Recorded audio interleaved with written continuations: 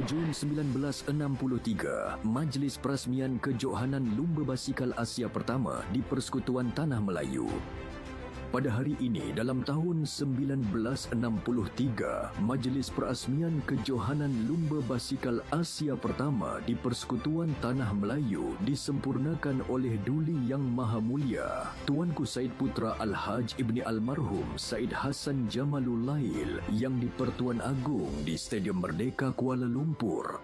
Sebanyak 8 buah negara turut serta dalam kejohanan yang berlangsung selama 6 hari ini. Negara-negara tersebut ialah Persekutuan Tanah Melayu selaku tuan rumah Filipina, Hong Kong, Iran, Jepun, Singapura, Thailand dan Vietnam.